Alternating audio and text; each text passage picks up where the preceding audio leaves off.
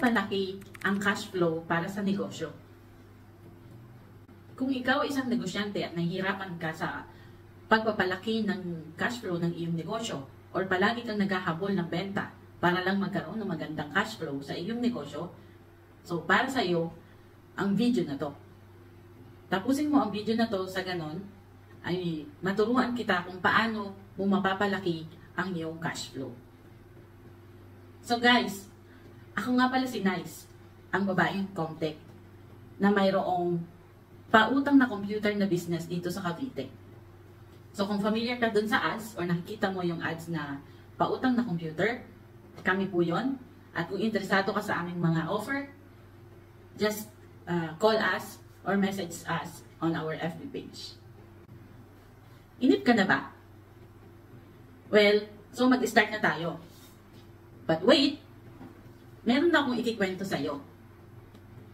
Dati kasi, hindi ko alam yung salitang cash flow. So, palagi kong problema noon bakit nakukulangan ako ng cash sa tuwing mag-inventory ako sa aking negosyo.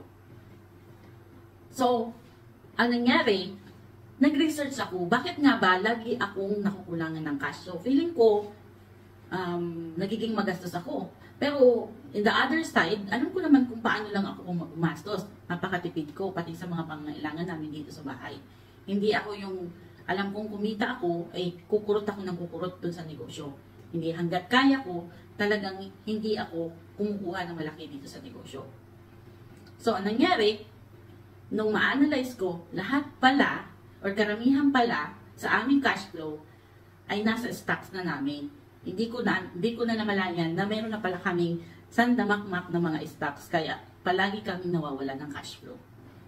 Okay, so balik tayo sa topic. Paano mo mapapalaki ang iyong cash flow sa iyong negosyo?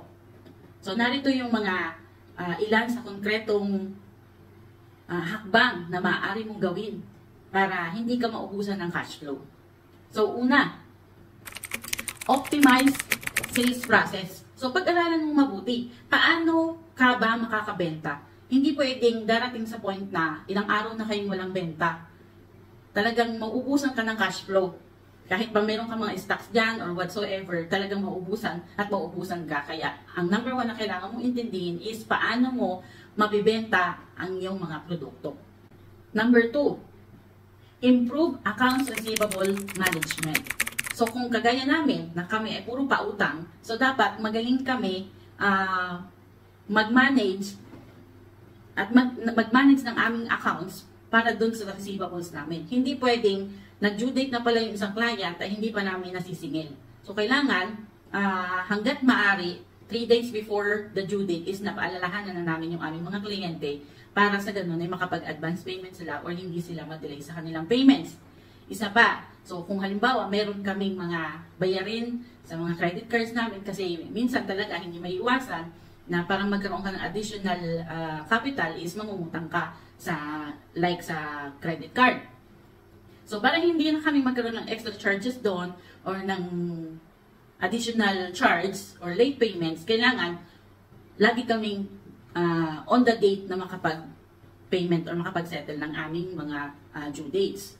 So, yun. Isa sa para mapaganda mo ang iyong cash flow is i-improve mo yung mga receivables mo. Laging na ma-manage mo. Hindi dapat na nakukulangan ka o na liligtaan mo yung mga collections mo or naliligtaan mo yung mga payments mo. Yung mga kailangan mong bayaran or mga due dates mo. Tip number 3. Negotiate better payment terms. So, kung ikaw ay may supplier, kailangan makapag-negotiate ka sa kanila kung pwedeng maging consignment yung iyong i-deliver sa inyo ng inyong mga suppliers. So, kagaya namin, ang nangyari is, first 3 deliveries nila sa amin is laging cash kami. The following, pumayag na sila na mag-issue na lang ako ng post-dated check. And then, hanggang sa nangyari ngayon, palibas matagal na nila kaming sinusuplayan, kahit hindi ako mag-issue sa kanila ng PDC is okay lang. Iniiwan lang nila talaga yung kanilang dinideliver sa amin. And ang nangyayari sa transactions na lang namin ngayon kapag may due date kami, since alam ko rin naman kung kailan ako magbabayad, kailan yung due date ko, nagpa-payment pa ako or kung nakakaligtaan ko is nagpapaalala lang yung aming mga supplier. So, malaking tulong yon kasi isipin nyo, magdi-deliver sa amin, halimbawa, 200,000, 300,000, malalaki ang aming nagiging PO sa amin, PO namin sa kanila. And then, 1 month pa po yun bago namin sila bayaran. And then, ang kagandahan ngayon, hindi ko na inaalala kung ako ay, minsan kasi nagkakaroon ng miscommunication, na ipasok agad nila yung aming cheque nang hindi ko naaalala. Kaya, tumatalbog yung aming cheque, hindi pa po ako nakapag-transfer doon sa aming checking account. So, ngayon, maluwag na, kasi nakuha na namin yung loob ng aming mga suppliers, pumapayag na sila na walang PDC kami binibigay at ang ginagawa namin, nagpe-payment na lang kami or magpapaalala sila kapag due date na namin. Okay? Number 4, control expenses. Okay, napakalaking tulong nito. Kasi kung makokontrol mo na hindi ka gastos ng gastos, hindi ka naghahanap ng kung ano-anong pagkakagastusan doon sa iyong store. Kasi ugali ko kasi doon sa mga unang kong negosyo, especially nung kami po ay computer shop pa lang, lahat ang makita ko doon na pwede kong i-improve. Kasi parang gusto ko kasi pag darating ako doon sa aming com shop is makita kong maliwalas, maganda, kung makakabila ko ng mga kung ano-ano, halimbawa electric fan. Tapos ang pinaka-worst na pag-desisyon na namin is yung mag-aircon na kami. From non-air condition, bigla namin full air condition yung aming mga shop, yung aming halos tatlong parte ng aming computer shop. So, anong nangyari? Malaki ang naging gastos sa paglalagay ng spray type na air condition, pero lumit naman yung aming kita kasi hindi namin namalayan. Ayaw pala nung aming mga customer na aircon. Kasi, syempre, nung naging aircon, limited na yung nakakatambay doon sa loob ng com shop. Unlike noong hindi pa aircon, lahat nakakatambay. At kapag natapos yung isang, may kasunod na kaagad. Nung naka-air condition, lagi kaming nagkakaroon ng mga bakanting computers kasi nawawalan na kami ng customer. So, nagastusan na kami, tapos lumipang kita namin. Kaya, isip-isip talaga. Hanggat makokontrol mo, hindi pa naman kailangan, huwag ka na muna gumastos, huwag ka na muna mag-renovate. Okay? Okay. Tip number 5. Consider financing option. Okay. Di ba nabanggit ko, naglagay kami ng aircon. So, hindi ako nag-cash doon, actually. Kasi malaki naman po yung aking mga credit limit sa mga credit card.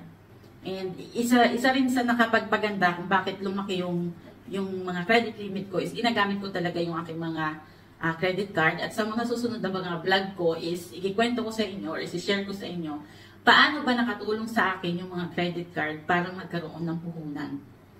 Okay. So, yun nga. Consider financing option. So, instead na mag-cash ka doon, instead na mawalan ka ng cash flow kasi kaka-cash mo doon. Minsan kasi yung thinking natin, ay ayoko ng obligasyon, ayoko ng iniisip ko. Which is wrong kasi mawawalan ka ng cash flow.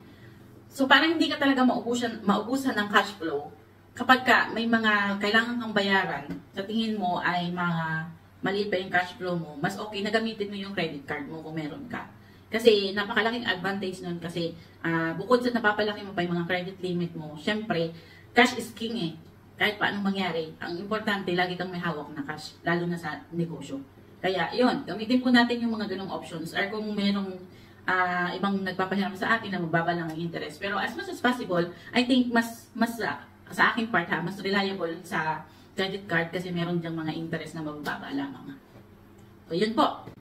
So guys, yun nga, yun ang kagandahan. Kapag magaling kang magbayad, di marami din gustong makipag connection sa'yo. Pero kung ikay mababalita, nagibalas-ubas ang negosyante, ay malamang walang mag-o-offer sa iyo. Kaya, bilang isang negosyante, nakaka-proud na alam mong ikaw ay sumusunod ng tama, ikaw ay wala kang naagrabyado. So, somehow, pagdating ng panahon, kapag ganun ang nangyayari sa iyo, I think, yung blessing kasi tuloy-tuloy yan basta mapakita mo lang na ikay mabuting tao. So, yun lang. At maraming salamat po sa lahat.